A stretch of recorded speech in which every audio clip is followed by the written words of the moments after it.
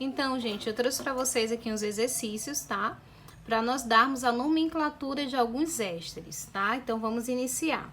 Nesse primeiro aqui, a gente vai seguir aquilo que eu falei para vocês na aula passada, tá bom?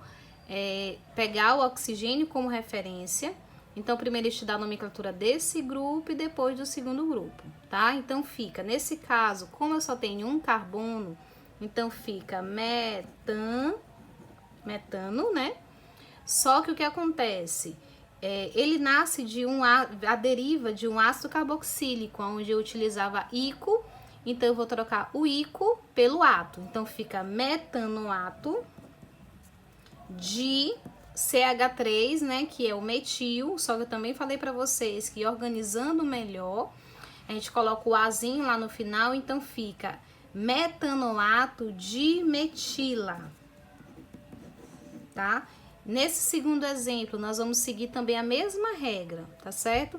Só que nesse caso eu tenho 2 carbonos, então fica etanoato de CH3, né, que a gente já conhece, que é metila. Etanoato de metila. Nesse terceiro exemplo, eu também tenho 2 carbonos, que fica etanoato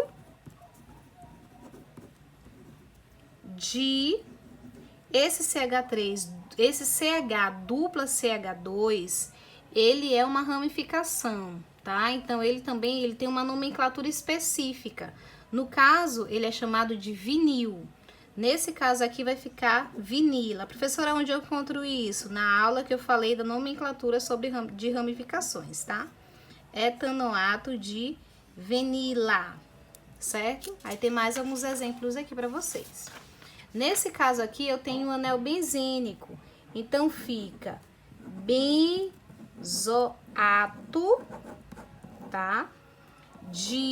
Lembrando que agora eu tenho 2 carbonos, então seria etil. Só que aí, acrescentando o A, fica benzoato de etila. Nesse quinto exemplo, o que vai acontecer? Nesse caso aqui, eu tenho 3 carbonos. 1, 2, 3... E ficaria o quê? Propanoato de... Nesse caso, eu tenho 2 carbonos, que seria etil, e no caso é etila. Propanoato de etila. E, por fim, nesse caso aqui, eu tenho uma ramificação, ó. Eu preciso ver essa nomenclatura lá na minha tabela de ramificações, tá certo? Como é que fica o nome. E desse lado aqui eu tenho 2 carbonos, então fica etanoato de... Essa ramificação tem o nome de isopropil, então fica etanoato de isopropila.